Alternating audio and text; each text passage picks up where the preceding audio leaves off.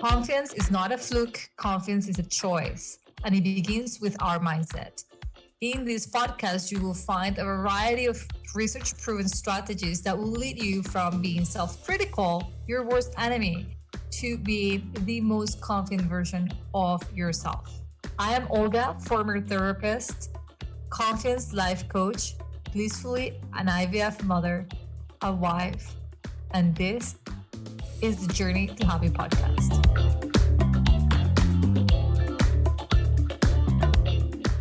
Hello, everyone. Welcome to another episode of the Journey to Happy podcast. I'm Olga, your host, and today I have a guest speaker. She happens to be, I'm going to call you a friend, Desi.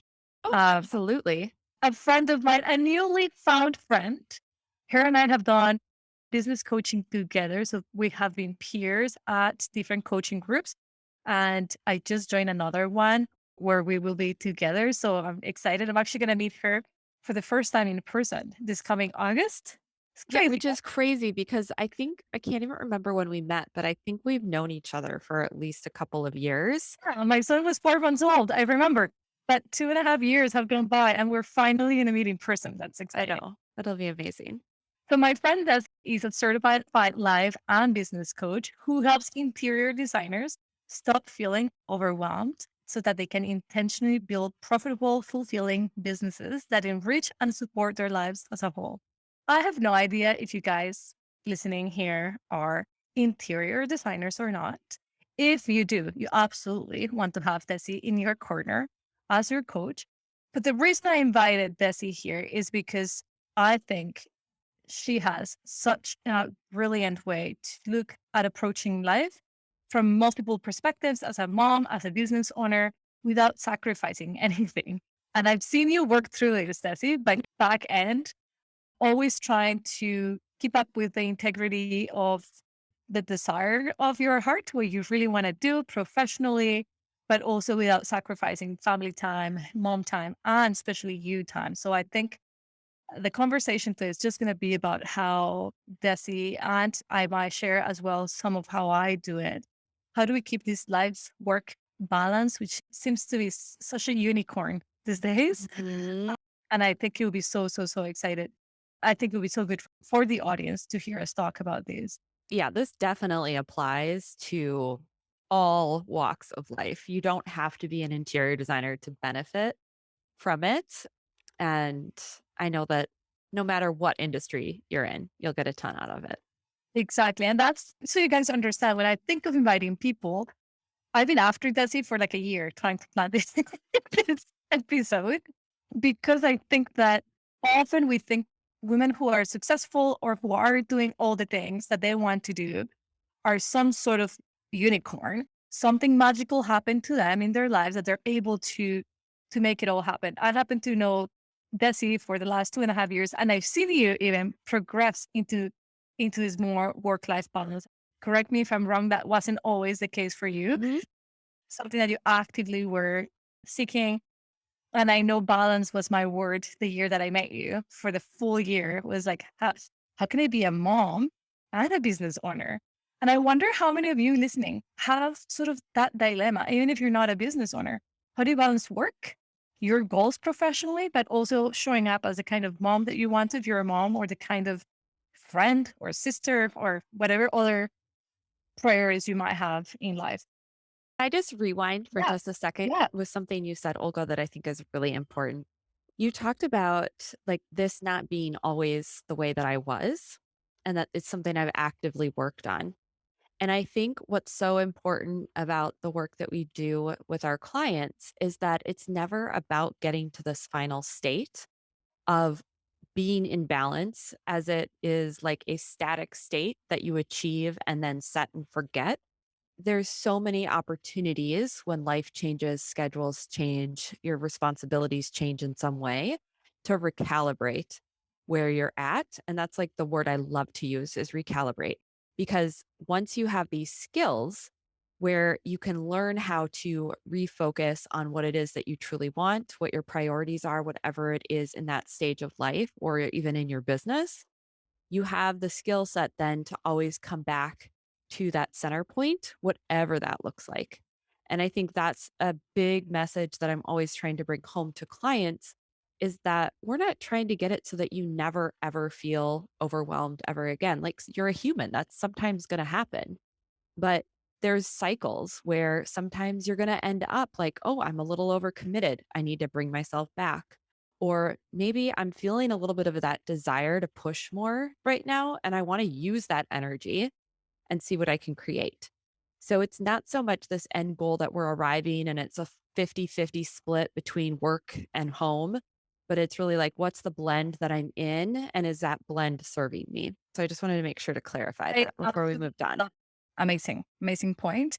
And I feel what I see often with my clients, once I'm sure the same happens to you, which is why I try to bring this point home as often as you do, is once we start doing the self work, we sort of think that this is gonna be a permanent destination.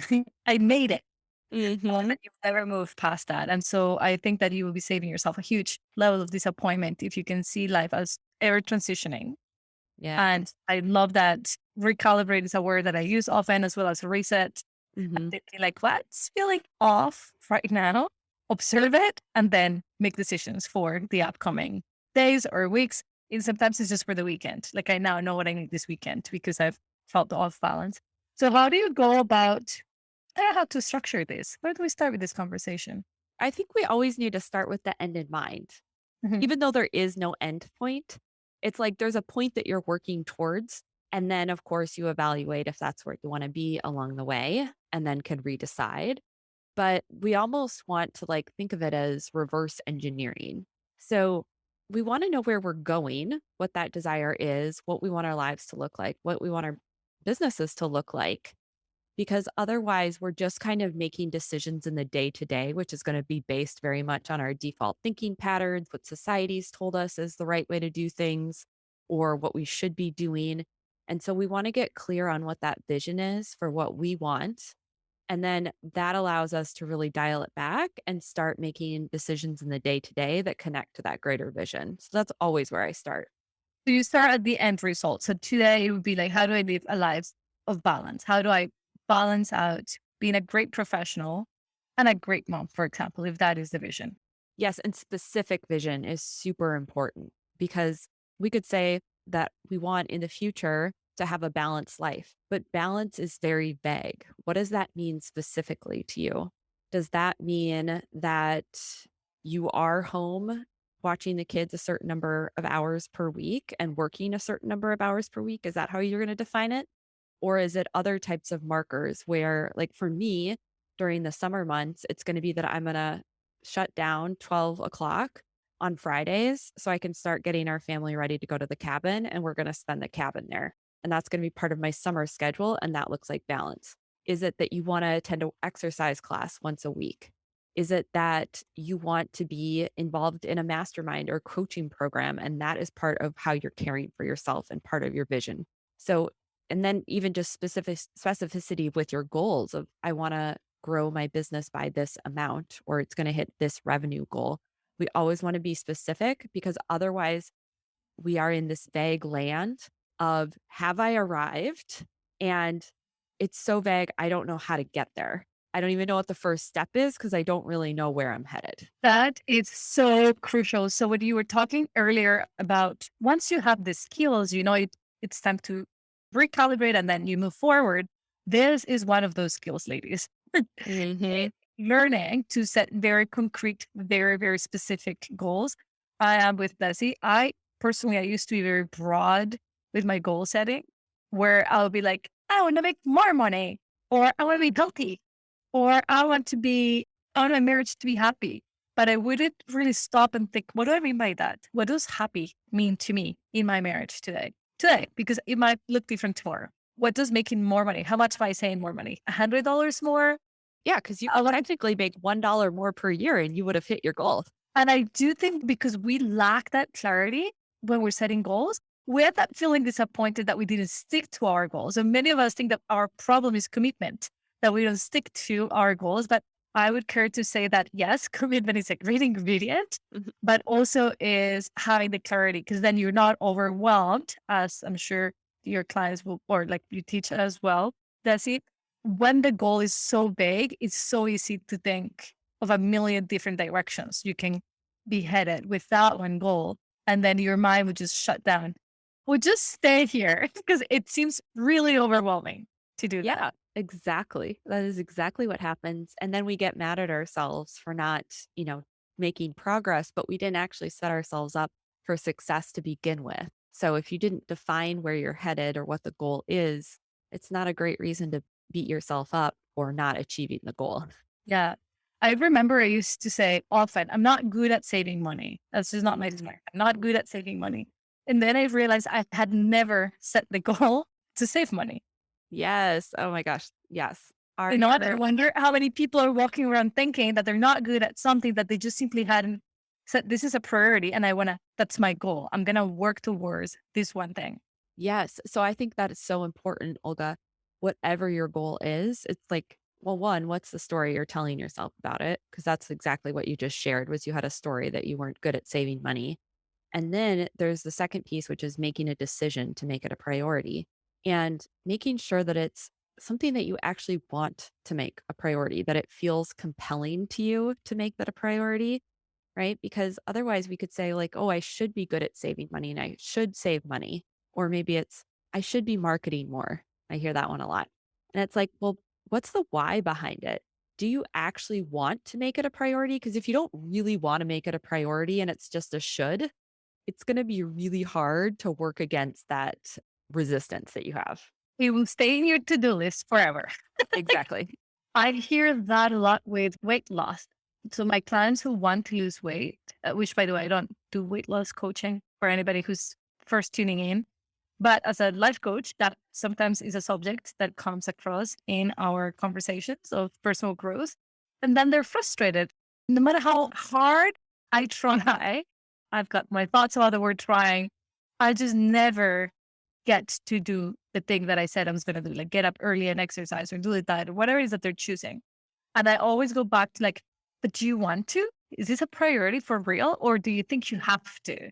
And so it's so fun when you guys are doing this work, when you ask yourself, how badly do I want it? First of all, for me, when I think of like saving money, if I was working on that goal, and when I set to myself, this is going to be a priority, I immediately know how badly do I want it. Because my first thought to something that I'm not that excited about or that I don't really truly want right now will be like, oof, that's a lot of commitment for that one goal. And so I have my answer of like, yeah, but then you don't really want that right at this moment.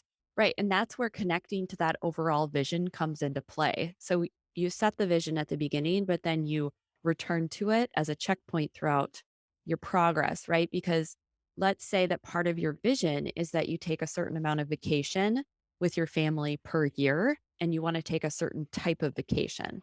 So saving money probably is not going to feel very fun and you're not going to want to do it in the moment. But if you connect it to that bigger vision of, oh, I'm going to save this money so that we can take this luxurious beach vacation next winter, then it becomes a lot more fun because you know you're putting deposits in that future vision and what you're doing in the moment that maybe doesn't always feel great is going to help you get where you want to go. And I think that's such a great analogy because everybody can visualize that vacation and like, oh yes, I want to go to the beach for sure. I'm going to save money for that. But imagine doing that with every single one of your goals. And you imagine the end result as you want it, living it, and you're like, oh yeah, then I can do this thing. Then I can shift my. I don't know. For me, it was like being focused. I really want to be focused, and I know as a mindfulness instructor, like I really had to discipline the monkey mind. And that is not exciting. Like, okay, you're going to meditate every day. Nothing really just jumped at me. Like, yes, you want to sit down in silence with your own thoughts every morning. Yeah. That is not very exciting for me. Hmm. Full disclosure, even as an instructor, I actually love guiding meditations. But when I was sitting by myself, especially when I first started, it wasn't a fun. But when I thought of like what would happen unless crazy monkey mind do for me. Then I was sold. I'm like, oh my God, my anxiety will be less. I'll be more focused. I will make less mistakes. Yes, that I want. And so that's how I've been practicing without thinking twice. And the benefits were nothing even compared to what I thought I would gain. The Yeah, peace that's of so fun. mind, calmness is just so much greater than anything you guys have read about. Like just experiencing that in your own body is amazing. So I like that. You were saying what you do is you recalibrate. So do you wait for a sign that recalibration is needed? How do you work that recalibration? Is it set in your calendar? How do you know that it's time to kind of have a recalibration session? It's really all about paying attention. And certainly, I set a goal for the year and then I break it down into quarterly plans. That's a process that I teach. And one of the things that I do with that quarterly plan is evaluate the previous quarter. So that's always a good way to check. But I also teach a really simple evaluation process in my program Out of Overwhelm that helps you take a look on a regular weekly basis at what's working, what's not working, and what you're going to do differently the next time. And so that's a great way to just always be checking in. So that way you're not getting to the point where a lot of my clients do get to is I'm feeling totally burned out. I'm stressed. I'm resentful towards my clients. I'm thinking about quitting my business, right? Ideally, we wouldn't get to that point, but often we do get to those extremes and then we realize, oh, we need to recalibrate. But once you bring it back and then are more in a sustainable pattern, you're going to start to catch, oh, what are those feelings that I start to feel when I know things are out of balance? So it is that resentment, lack of satisfaction is a huge one for me, where I'm just feeling kind of dissatisfied and dull. And you start to sort of look for those internal cues of what does this feel like when I'm stretched thin, when I don't have time to do the things that I want to do for myself or for my personal life, or even where it's like sometimes business starts to suffer because you're stretched thin too. Because it can be an amazing thing when you have loads of clients coming to work with you. That's what every designer dreams about. And what I like to picture is like a snowball. You start the snowball, and then pretty soon it's running away without you.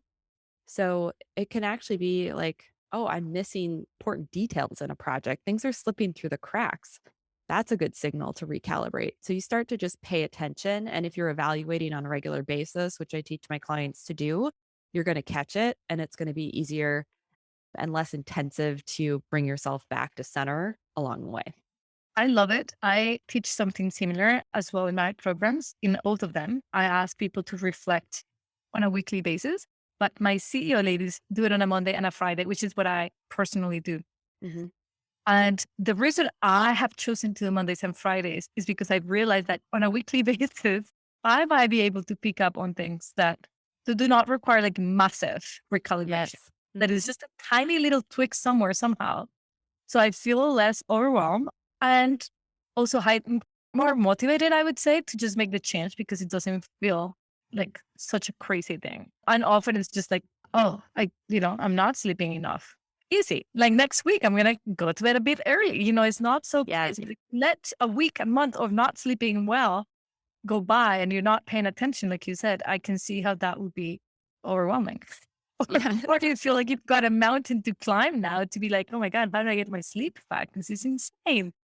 Yeah, So I I think know. I had a client, she's in out of overwhelm, and we evaluate, like I said, on a regular basis. And she was finding that she was really resistant to doing these evaluations because she's like, I just don't have time for this. It's like not happening. And then she thought about, well, what is the time it takes to actually do this? And it took her like 3 minutes to do. It's not that it really takes time. It was taking a lot more time to think about not evaluating than it was to do the actual evaluation. And then the time she saved by finding these ways that, you know, hours of her day really could be more optimized. It was like, okay, that is a return on your investment, but your mind's going to play tricks on you about doing that evaluation process. Often because, and I'm sure you see this a lot with your clients want to use it as a chance to judge themselves. It's like, I didn't do something right. I messed up this week, as opposed to curious evaluation where it's like, huh, something was a little off. I wonder what that is.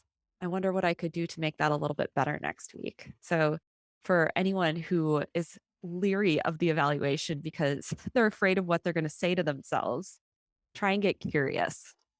yeah, I think you are really good at that, Desi, like just embodying that curiosity.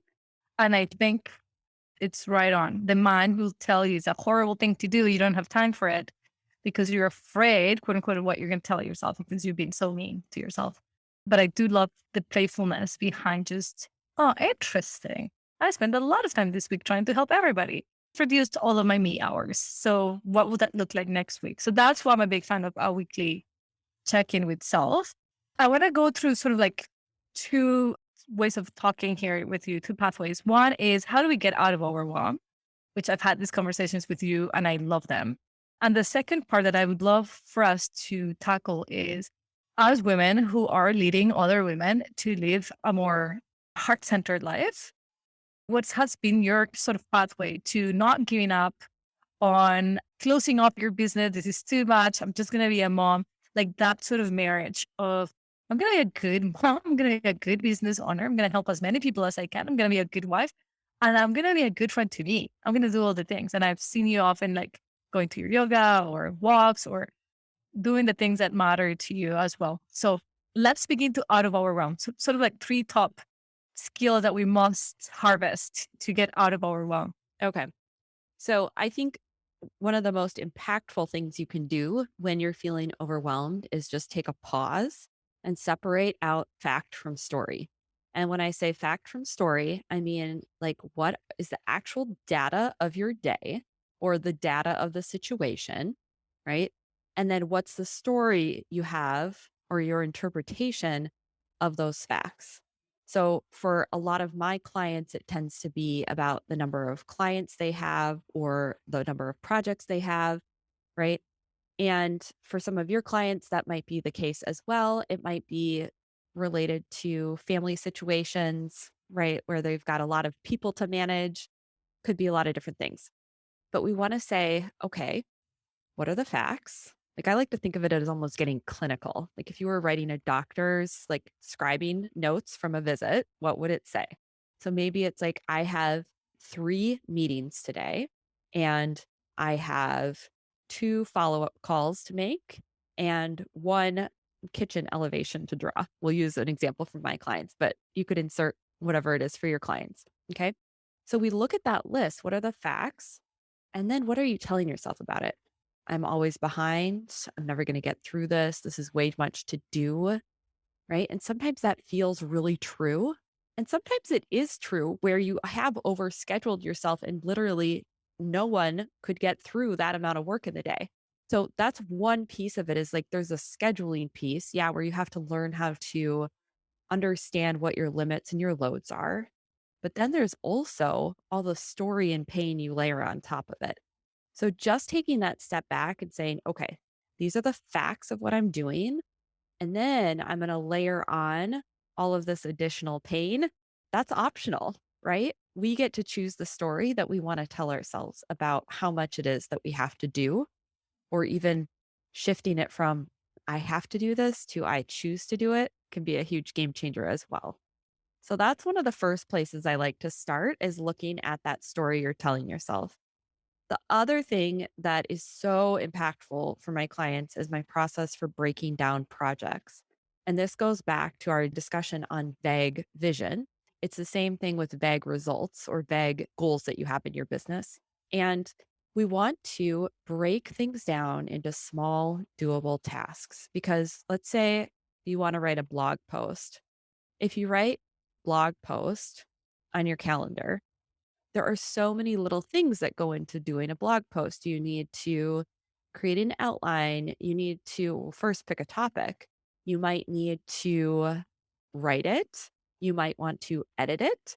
You might need to find an image that pairs with it. You might need to upload it, depending on if you have any kind of support in your business. You might need to publish it to a social platform, right? So there's all these pieces. And when you think about write a blog post and you're just like, oh, I hope I get to that. That sounds totally overwhelming because your brain's like, I don't know where to start. I'm not going to know what to write about. This probably isn't going to be good enough. But if you break it down into these little chunks, you always know where to start. And when you have smaller blocks of time throughout your day, you're able to easily insert those mini results, as I call them, in and start to feel the momentum of success and of creating your accomplished results within the day. So, those are the first thing that I love to teach people about getting out of overwhelm. I love it. And as you were thinking of what your clients will go through, I think this relates to everybody because we all have a story. And the story almost never is accurate. So it's not factual, is what we think. So my clients will say it's too much work. Just those words alone would not motivate anybody to dive deep and do the work, right? Like when you start by saying, oh my God, I've Yeah, got it creates the feeling of dread. And when you are in exactly dread, what do? You don't nothing. do anything. You procrastinate, you try and go find something like in the pantry, right? It does Yeah, not lead yeah, to I need something exciting in my life right now. This sucks.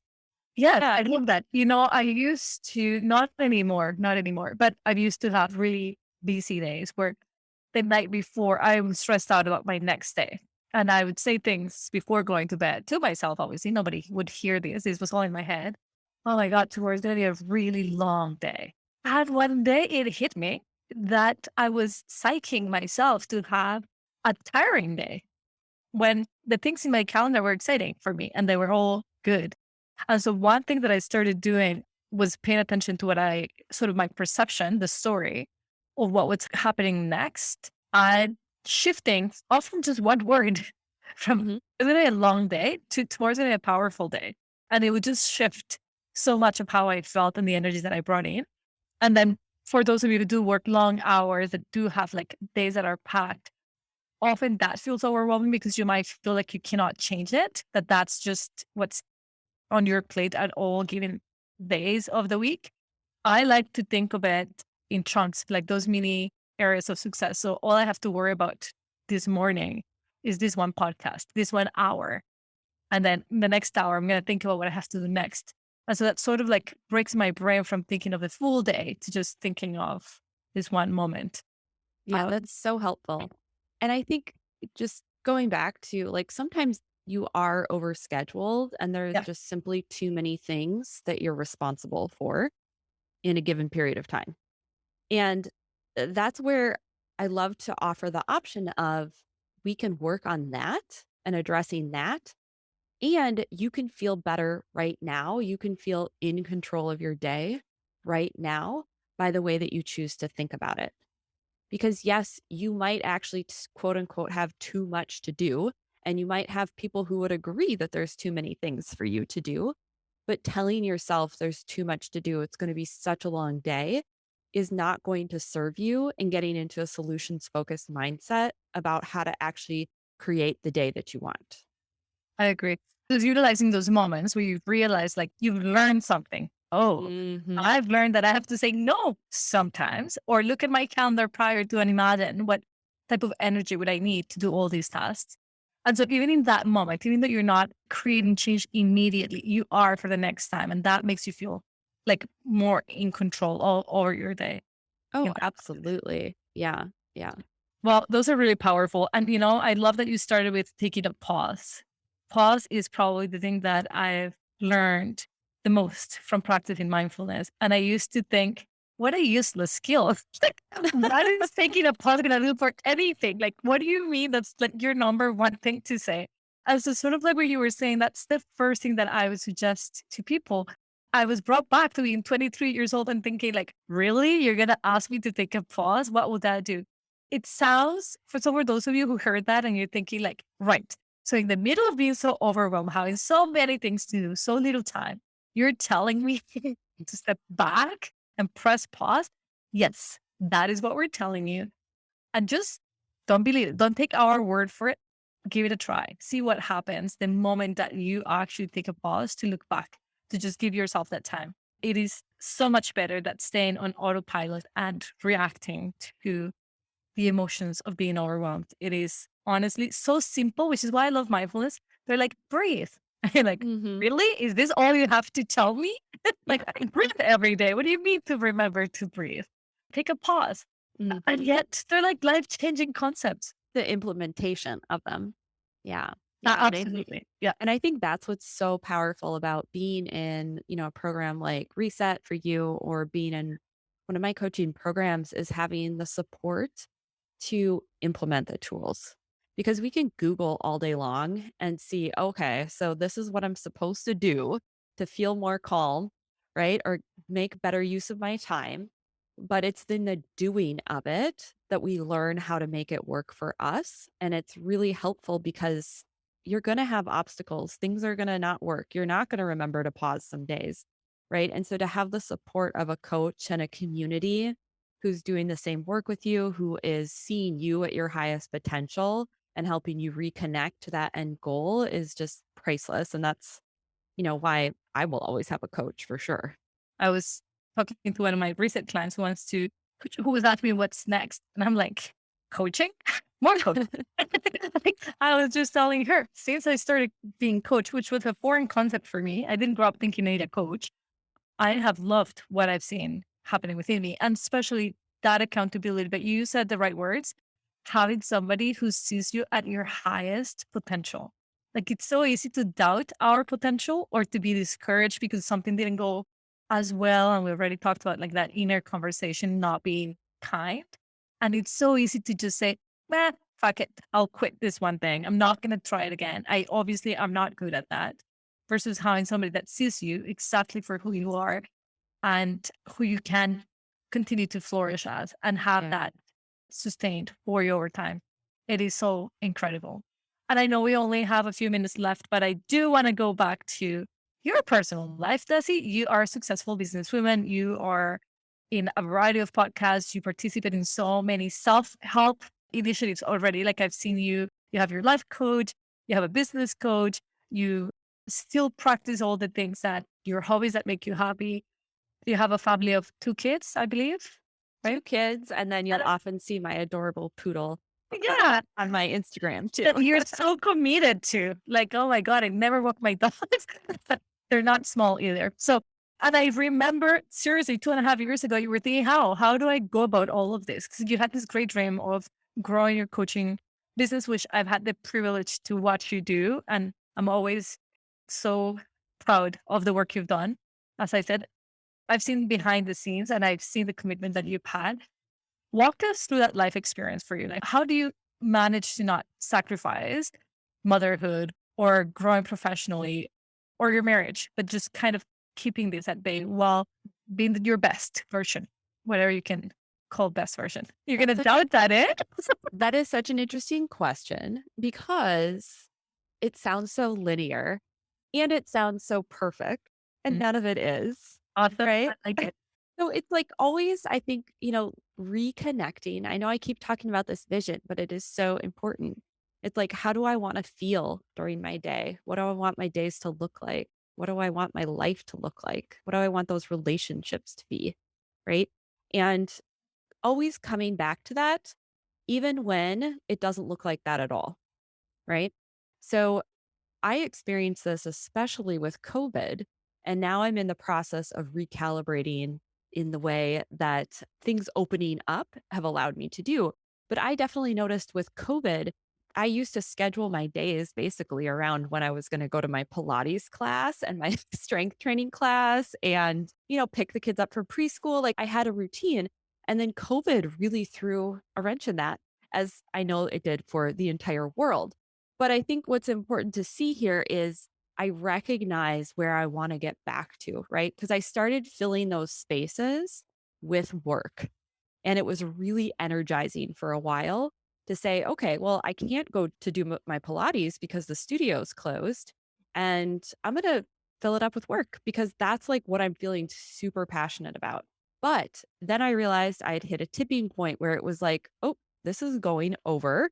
I love my work, but I'm starting to notice that it's feeling a little off where it's taking too much of me from the other pieces that I also want to be successful. And so it's been, a process of stripping back my schedule a little bit, making, different levels of commitments, deciding what I want to pursue. Like in this past quarter of the year, my family took 5 weeks of vacation, and I knew that I wanted to be mostly off during that vacation. So it's taking a look at, okay, so that means I really wanted to start a podcast in the first quarter of the year, but now is probably not a good time to do that. So it's like having to make decisions and trade offs and continually evaluating along the way. So it's not so much that my life is always in perfect alignment with, exactly what I want it to look like, but I'm always working towards it. And also I think a big piece of this is recognize what is already working too. Because I think for me, for my clients, it's easy to really focus on what's not working and thinking that you're going to get there, like it's going to be great a lot, like at some point in the future, as opposed to like taking control of that and deciding you're in the process right now of making your life what you want it to be. I appreciate you saying that he's not linear and he's not perfect because often I think people will walk away thinking like, she mastered this balance thing, which is always moving. Also, your needs change. And I do love that you brought it back to how does it feel? How do I want to feel today, tomorrow, my day today? How many weeks vacation I want my family to take? Where will we go if we go on these vacations? I echo that 100%. And it really brought me back to that awareness that that's essentially how I live life personally. That's why I said heart center work. I always go like what I call home is my heart, my emotions. Like, how is Olga functioning right now? Yeah. Just the other day, it hit me how amazing my health has been. Mm, Like, health used to be something I struggle with so much of my 20s. I was always with something, like something was off in my digestive system. Something was off always somewhere. And I was always looking for this one, maybe in the future, one day, this doctor, somebody's going to fix me. mm-hmm. And I've realized in a very pleasant way this past few weeks, oh my God, that seems like such a foreign concept when it used to be my reality in and out that I was like looking for this outside source to keep me healthy. And when I think back, it's not that it's been perfect, but it's been a regular checking in with my own health and thinking, what's nourishing for me right now? And choosing that over time, right? So, like, I think the underlying skill that we're learning throughout and that I hope people walk away with, it's learning to connect to self and making decisions based on not should, but what feels good for my marriage? What's the amount of time that we need to have alone time versus family time? Like, and that might change. I have weeks where my husband works 100 hours a week because he's in the middle of a project. Whereas we just spent 6 weeks every day, every hour together. And so what will feel like balance will change. But I do love that approach of being heart centered. And I can only see if we continue to live life this way for anybody listening. I think your chances of being overwhelmed will reduce significantly because you will catch it in the moment. You will Mm-hmm. know that, well, you need alone time or you need something else that is going to provide you with. I like the question, what do I need or what do I want? More so of what needs fixing or what's not working well. Yeah. I think that's such a common place to come to this work too is like, I need fixing. There's something wrong with me that needs to be fixed. And this external source, whether it be a program, coach, therapist, is going to fix me like they're the solution when we're the solution. We create our own solutions and like we have the answers. And whatever support you're bringing on is helping you really figure out what those solutions are for you. I like to think of it as the supports are there to remind you. Mhm. Like, I believe the knowledge is with me, like you said. So the coach, the therapist, the doctor, they're just reminding you of things that, like often I'm sure your clients will tell you, I already know these things. We're not taking a pause or breathing. We're not talking like, secret key to life. They're just such a simple, basic concept. Self-love. Talk to yourself nicely. Mhm. You know, just really walk away with fact, not speculations of what the future holds for you. Like really just go, those are not things that are crazy, like crazy scientific, that only a few can get. Most of my clients will say, I know all of those things. Yes, but you're not doing that. So sometimes just like even growing our level of understanding. I love that Tony Rowan says, you understand something, but if you're not integrating it, you're not really understanding it yet. Mhm. Yeah. Like you might understand the theory, but if you're not yet self-loving, then, there's more integration to be done, more Yeah. understanding. And I think that's where the coaching piece comes in too. It's like, why are you not doing what you say you want to do? Are you not being in a place of self love or self compassion? Because why? Is it because you're afraid that if you're too nice to yourself, you'll get lazy? Like that's one I hear a lot and one I have to work on and still working on, right? And so it's like, why is that? Like, why haven't you done it? And like, again, that curiosity piece is so important because we have to address then what's the belief structure that's keeping you from the implementation? Because the tools are there, we provide those to our clients, and they're there for everyone. They're there for the taking. Everyone can do it. Like, I truly believe anyone who joins my program is going to get amazing results and can have the exact life and business they want. And all they have to do is just keep showing up for themselves. And I'm going to be there to help them and not put an expiration date on their goals and keep going. I also think that takes a lot of stress. That's a great point. Not put an expiration date on your goals. Just sort of giving yourself like this lifetime.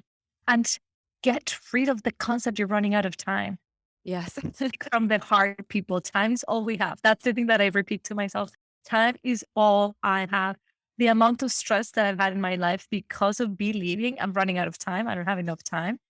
It's wasted energy, life that I'll never get back, and that I'm sure all of you are have experienced. So get out of that thought. That's not true. We've got time. We make time. We'll find the time. We have time.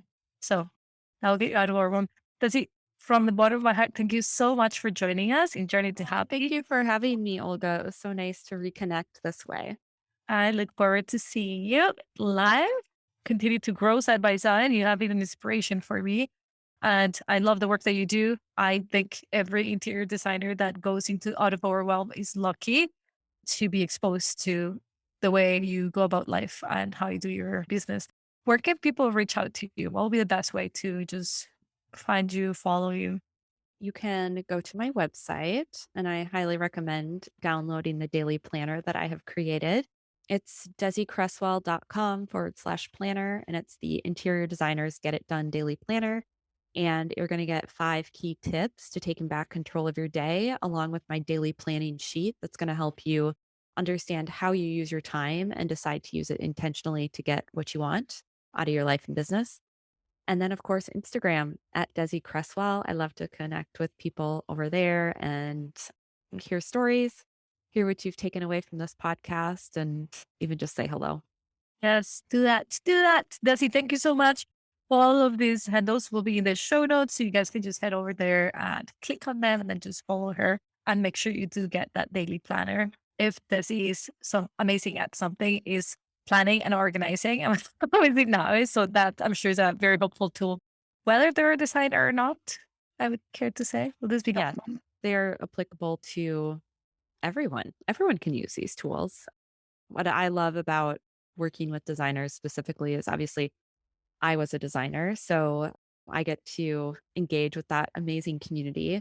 And it's so nice as you see with your clients, right? Being with peers who are understanding of what you're going through specifically, it's priceless. And especially, I think design is such a unique industry that to be able to be in a space where you can talk openly and candidly about what's going on is something that we need more of. So, Somebody who understands exactly the ins and outs of the job for sure. yeah.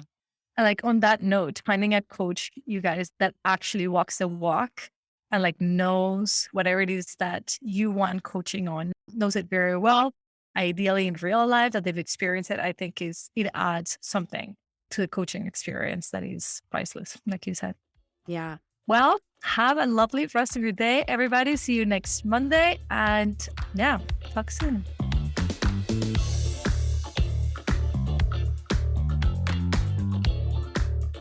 Hey guys, Olga here, interrupting your listening to invite you to participate in a confidence bootcamp of 5 days. You and I, 5 consecutive days, 5 hours, 5 incredibly transformational tools to help you let go of your critical self that keeps you small and doubting yourself and thinking you are incapable. And will help you transform to a better, most confident version of yourself. It's called Detox the Mind from Self Critical to Self Confident 5 Days Workshop. It is $97, and I promise you, this will be the best $97 you have ever invested on yourself. Come learn the tools that help you change the mindset and will give you lasting effects way past the 5 days.